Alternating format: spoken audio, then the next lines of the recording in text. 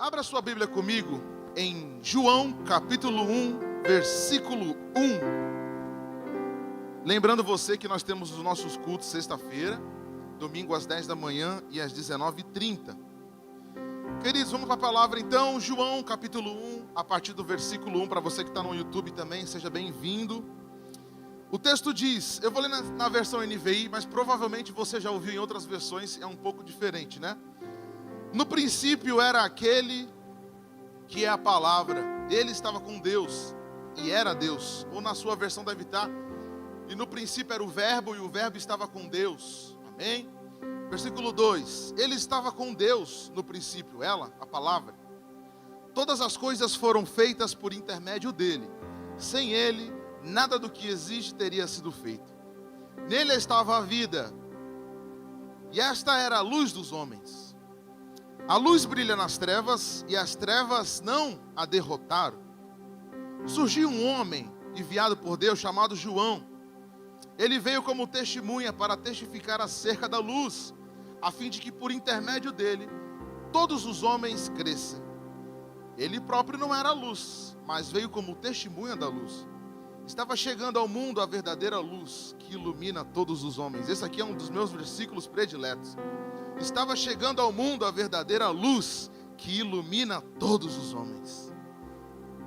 Aquele que é a palavra estava no mundo, e o mundo foi feito por intermédio dele, mas o mundo não o reconheceu. Veio para o que era seu, mas os seus não o receberam. Contudo, porém, entretanto, aos que o receberam, aos que creram em seu nome, deu-lhes o direito de se tornarem filhos de Deus, os quais não nasceram por descendência natural, nem pela vontade da carne, nem pela vontade de algum homem, mas nasceram de Deus. Aquele que é a palavra tornou-se carne e viveu entre nós. Vimos a sua glória, glória como do unigênito vindo do Pai, cheio de graça e cheio de verdade. Amém? João, ele foi o último apóstolo de Jesus a partir para o outro mundo, né? Para outra estação. Só que qual que é o propósito do evangelista João aqui nesse livro? Ele quer provar que Jesus é Deus, que Jesus existe e que não há outro Deus além dele, nem acima dele, e que o Gênesis, o universo, a terra, o planeta, o sol, a lua, o cosmo, tudo foi feito por meio dele. Então, um evangelho e 4 evangelistas, né? Eu posso dizer que não é os evangelhos, mas é o evangelho de Jesus Cristo, escrito por 4 evangelistas.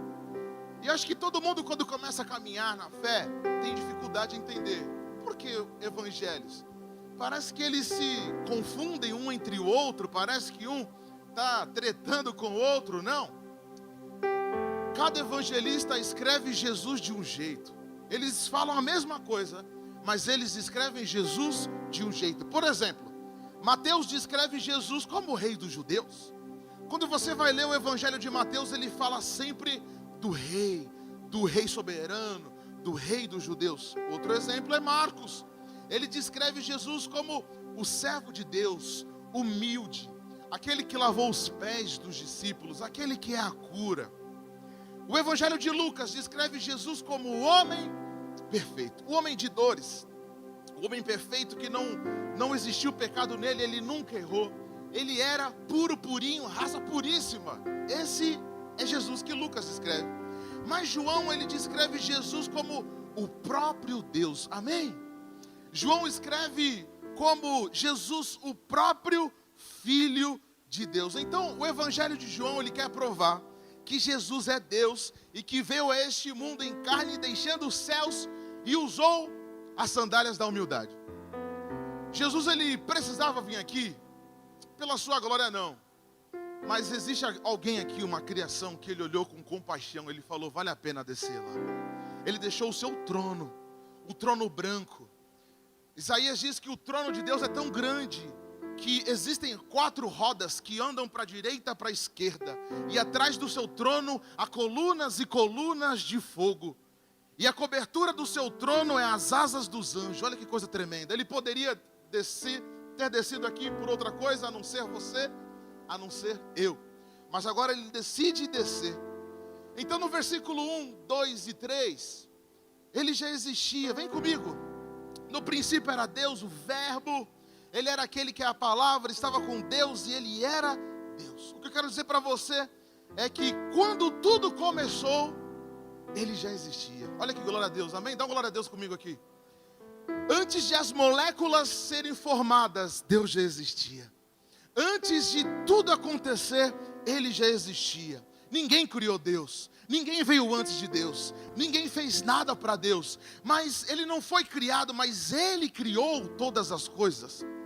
Eu sei que o mundo desconstrói essa ideia de que tudo foi feito por meio de calor e massa, mas não, todas as coisas foram feitas por meio da palavra de Deus.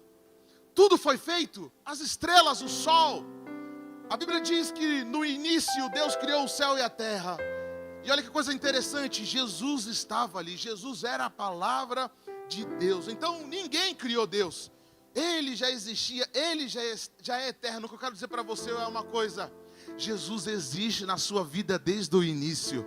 Antes de você sofrer todas as dores, todas as dificuldades, Jesus já existia na minha vida. Antes de eu entrar no ventre da minha mãe, Jesus já tinha contabilizado todos os meus dias. Ele sabia a cor do meu cabelo, ele sabia a cor dos meus olhos, ele sabia também as dificuldades que você iria passar, porque Jesus está desde o início sondando e vendo todas as coisas. Dá uma glória a Deus comigo? Não me deixa pregar sozinho, dá uma glória a Deus aí, dá um aleluia. Então, como disse C.S. Lewis, um filósofo, em relação a Jesus, você só pode ter 3 possibilidades: ou ele é um mentiroso, ou ele é um lunático, ou então ele é o próprio Deus. Quando você lê os evangelhos, ou você olha para Jesus e você pensa: poxa, ele é um baita de um mentiroso, porque para criar isso aqui tem que ser um baita de um criativo. Ou você pode olhar para ele e você pensa: Jesus é um lunático. Ou você olha para Jesus e fala: realmente ele é Deus, ele está sujeitando todas as coisas, o governo está sobre os seus ombros. Dá glória a Deus comigo. E no versículo 4 ele diz que nele estava a vida, e esta era a luz dos homens, e a luz brilha nas trevas, e as trevas não a derrotaram. Olha que coisa interessante. Tudo que existe, existe porque recebeu vida. Só ele pode dar vida. É só Jesus que pode tirar a vida. Por isso que eu creio que aonde Jesus entra, essa luz resplandece nas trevas. Onde Jesus chega, todos os maus têm que ir embora. Onde Jesus penetra, a ignorância, a cegueira, o pecado, a escravidão, os vícios têm que sair daquele lugar. Amém, igreja? Porque ele é a luz dos homens. Jesus, aonde ele penetra, não há pecado. Aonde Jesus entra, ele purifica, ele muda todo o ambiente, ele troca o coração de carne, o coração que não perdoa. Quando Jesus ele é permitido entrar, todas essas coisas acontecem. Olha, presta atenção comigo. Era um depravado, mas Jesus santificou o depravado. O comportamento era um depravado, mas agora o comportamento dele é santificado. Porque Jesus entrou. Jesus é a luz dos homens. A Bíblia diz que no início só tinha trevas. E provavelmente a sua vida deve estar em um mar de trevas. É simples. Deixa Jesus brilhar na sua vida. Fala assim: Jesus, brilha na minha casa. Jesus, brilha no meu coração. Porque Ele é a luz da libertação. Ele é a luz da libertação. Essa semana retrasada, eu fui visitar um amigo meu, em um lugar que ele está se recuperando de uma fragilidade da carne. E tem alguns probleminhas, e ele foi colocado lá pela família, ele está se reestruturando, Jesus está restaurando o coração dele lá. E eu falei para ele: querido, só existe uma possibilidade de Jesus brilhar no seu coração e todos os vícios caírem por terra. Sabe por quê, queridos? Porque uma coisa é certa, porque medicamentos, outros tratamentos, eles são supérfluos, perto da escuridão que habita no coração do homem, amém? Mas essa escuridão, esse pecado, ele só é eliminado quando Jesus ilumina. Olha só, olha que coisa linda. A terra era escuridão, mas quando Jesus disse, haja luz, não ficou uma poeira na escuridão, porque tudo brilhou, tudo mudou. Então ele está dizendo que ele é a luz dos homens. João quer provar uma coisa. João quer provar que a terra e todas as coisas que habitam na terra foi feita por Deus. Ele é o autor e criador de todas as coisas. Mas no versículo 6, 7 e 8, João também diz que surgiu um homem enviado por Deus chamado João. Ele veio como testemunha para testificar acerca da luz. Você tem Bíblia aí? Se você puder abrir a sua Bíblia, lá na divisão do Antigo e do Novo Testamento, deixa eu pegar para você aqui, ver se... Acho que tem muitas pessoas que às vezes não conhecem a palavra de Deus, e às vezes fica em dúvida, o porquê que é dessa página em branco aqui. Você já se perguntou? O porquê que existe essa página em branco? Não é apenas para dividir o Primeiro Testamento para o Segundo Testamento. Não, porque nessa parte da Bíblia existe algo que nós chamamos de período interbíblico. Foi o período onde Deus ficou em silêncio, Jorley. De Malaquias ao primeiro evangelho de Mateus, aonde Deus ficou em silêncio. Deus não se manifestava, Deus não enviava profeta. E esse tempo dessa página em branco aqui, na minha Bíblia tem uma página, não sei quantas páginas na sua tem, mas essa página carrega um silêncio de 400 anos. E João quer dizer e provar para nós que durante 400 anos a terra ficou sem ouvir a voz de Deus.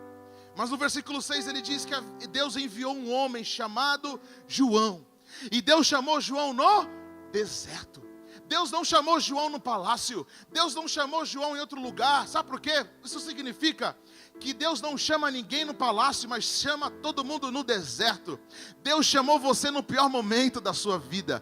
Deus chamou você na pior fase do seu casamento. Deus chamou João no deserto para provar que não é o lugar que faz o homem, mas é o homem que faz o lugar. Deixa eu dizer uma coisa para você profeticamente. Quando você carrega a palavra de Deus, as bênçãos têm que vir até você. Quando você carrega a palavra de Deus, a prosperidade vem até você. Quando você carrega a luz de Deus, a saúde, a abundância, tudo vem atrás de você. Existe uma sabedoria humana que diz assim: você é aquilo que você atrai. Não, você atrai aquilo que você é. Não sei. Mas uma coisa é certa, isso é mentira. Isso é sabedoria humana. A sabedoria de Deus é o seguinte: se enche da minha palavra, que eu vou trazer tudo até você. Se enche do meu espírito, que as coisas que eu planejei para você vai acontecer. Então Deus está dizendo, pela boca de João, a terra estava em silêncio. A terra estava sem a presença de Deus. Mas Deus olhou e falou: eu vou enviar um para iniciar um tempo profético. Deus, assim como enviou João, Deus está enviando você aqui. Deus está enviando você, eu não sei o seu nome, Marcos, João, José, Júnior, não sei o nome que está no seu cadastro do RG do CPF, mas Deus chamou você para uma missão grande. Deus chamou você para ser um enviado no deserto, e as pessoas vão até você. Eu não sei os teus sonhos, mas uma coisa eu sei: quando você se enche da palavra de Deus, as coisas começam a ser atraídas. Pastor, mas até coisa ruim, coisa mal, não importa. Todas as coisas cooperam para o bem daqueles que amam ao Senhor. Quando eu me encho da palavra, as coisas são atraídas. Olha a dificuldade do crente. Eu sou crente, a gente gosta de pedir algumas coisas para Deus, e a gente gosta de pedir algumas coisas meio impossível. E a gente fala: Senhor, parece tão impossível acontecer. Se encha da palavra e vê se o impossível não vai acontecer. Porque uma coisa é certa: a gente só ora a Deus quando as coisas estão impossíveis, Danilo. A gente nunca ora a Deus quando o mar está beleza. A gente só ora a Deus quando o bicho está pegando, quando o diabo está batendo na porta, quando a escassez está ligando ali, quando a luz foi cortada, ou então quando o casamento só vai em uma terceira guerra mundial. É aí que nós lembramos de Deus. Mas Deus está dizendo para você o seguinte: eu vou te encher tanto da minha palavra que o lugar que você estava é o lugar que você vai mudar. Eu não sei o lugar que você está hoje, se é deserto, se é escassez, mas quando você se pede para o Espírito Santo me encha da tua palavra. Uma das coisas que eu mais me lembro da minha mãe, minha falecida mãe, ela olhava para nós e falava assim: vocês têm que ler a Bíblia. vocês têm que se encher de Deus, vocês têm que comer a palavra de Deus, têm que comer a Bíblia. Ela falava pra gente assim. Eu nunca entendi a forma disso, mas eu sempre falava assim: Senhor, me dá vontade de ler a Bíblia. Eu lembro que eu fiquei anos dentro da igreja: Senhor, me dá vontade de ler a tua palavra, me dá vontade de mergulhar na tua palavra. E eu nunca tinha vontade de ler a palavra, eu nunca tinha vontade de ler as escrituras sagradas. Até um dia, deixa eu falar para você, esse um dia também vai chegar na sua vida, se já chegou, ou se não já chegou. Até um dia que o céu se abriu, e Deus se manifestou de uma forma extraordinária, colocando, sabe o que? Um sentimento de alguém amado. Porque quando você se sente amado, naturalmente você quer devolver esse amor. E quando você devolve esse amor, é um sinal que você foi cheio do Espírito Santo de Deus. E aí a gente começou a orar no quarto, começamos a orar em línguas, e Deus se manifestou naquele lugar. E a partir daquele dia a gente nunca mais deixou de ler a palavra de Deus, porque alguém marcado é alguém marcado para sempre. Você foi marcado pelo selo da promessa, você vai morar com Deus, você vai entrar no reino de Deus. A salvação ninguém pode tirar de você, nem o diabo, nem a voz do inimigo pode tirar isso de você, porque você está marcado pelo sangue de Jesus. E agora Deus enviou João, e Deus quer enviar você também. Deus chamou você para ser um enviado de Deus. Repita: eu sou um enviado de Deus. Não, agora repita para você mesmo: eu sou um enviado de Deus. Pelo amor de Deus. Agora fala para o diabo ouvir: eu sou um enviado de Deus. Porque João, ele era primo de Jesus. Ele era o homem mais velho de Jesus. Conhecia Jesus, comeu com Jesus, brincou com Jesus, fez bonequinho de pau com Jesus. Mas ele sabia que Jesus era maior do que ele. Então isso significa que João nunca quis a glória para ele. João nunca chegou e falou assim: gente, eu sou a luz do mundo. Não, ele é a luz do mundo. Deixa eu fazer uma pergunta para você. O sol tem luz própria? Repita aí, responda aí. O sol tem luz própria? Sim, o sol tem a luz própria. Por quê? Porque ele tem a luz própria. Agora deixa eu te fazer uma outra pergunta. A lua tem luz? O que faz a lua brilhar? O sol. Isso mesmo. Por quê? Porque o sol batendo na lua é o reflexo. Jesus disse assim: eu sou a luz do mundo. Mas uma pergunta que eu me faço: Jesus disse também que você é a luz do mundo. Jesus também disse que você é a luz do mundo. Jesus quer dizer o quê? Você sempre vai refletir a luz dele, porque você não tem luz própria, você não tem dom próprio, você não tem amor próprio, você não tem nada. Mas quando a luz da justiça, o sol da justiça brilha, eu tenho que brilhar para o mundo. Deixa eu falar uma coisa para você: você vai brilhar na sua empresa, você vai brilhar na sua casa, sim. Não tenha medo de brilhar. Jesus chamou você para brilhar. Jesus chamou você para ser alguém no meio das trevas. Aonde você entrar, as pessoas vão ter que se sujeitar ao nome daquele que você carrega, que é Jesus. Um dia eu estava conversando com um amigo meu, ele falou assim: pastor, o negócio está estreito lá na empresa. Eu falei: por quê? Pastor, não vendo. Eu não consigo, pastor, bater as metas. Eu falei: filho, uma coisa é certa: quando você se deixa brilhar pela luz de Cristo, você atrai todas as recompensas, todos os valores, todas as ideias. Isso quer dizer uma coisa, meu querido: que quando você se deixa permitir brilhar pela luz de Jesus, não existe uma coisa que dê errado na sua vida. Até as coisas que parecem que estão dando errado, é o dedo de Deus convertendo o caminho para uma circunstância melhor. Faz sentido para vocês aqui? Já aconteceu isso? Meu Deus, está dando tudo errado, mas no final da história tudo dá certo. Já aconteceu isso contigo? Parece que está dando errado, está dando errado, está dando errado. De repente, olha, faz sentido. Tudo coopera para o bem dos filhos de Deus. Mas ele diz uma coisa no versículo 12, no versículo 13 e no 14: contudo, aos que receberam, aos que creram em seu nome, deu-lhes o direito de se tornarem filhos de Deus. Sempre quando você lê a Bíblia e vê contudo, todavia, porém, entretanto, mas, preste atenção, ele quer dizer o quê? Mais os que o receberam. Eu sei que muitas pessoas acham que eu sou filho de Deus naturalmente. Isso não é uma verdade. Nós só somos considerados filhos de Deus quando nós cremos no seu nome, quando eu creio no Filho de Deus. Pode dar um glória a Deus aqui, por favor? Aos que o receberam, aos que creram em seu nome, deu-lhes o direito de se tornarem filhos de Deus. Olha que bênção. João está dizendo o seguinte: ninguém é filho de Deus naturalmente, mas quando eu creio nesse Deus, quando eu creio em Jesus, Ele me dá o direito de se tornar filhos de Deus. Vamos fazer uma correção aqui? Todas as coisas cooperam, repeti 3 vezes esse versículo, para o bem daqueles que amam a Deus, que não foram chamados segundo o propósito, mas os propósitos de Deus. Muitas pessoas do mundo, e nesse momento eu quero encorajar o teu coração. Se você ainda não se entregou para Jesus, hoje é o dia de você se entregar para Jesus.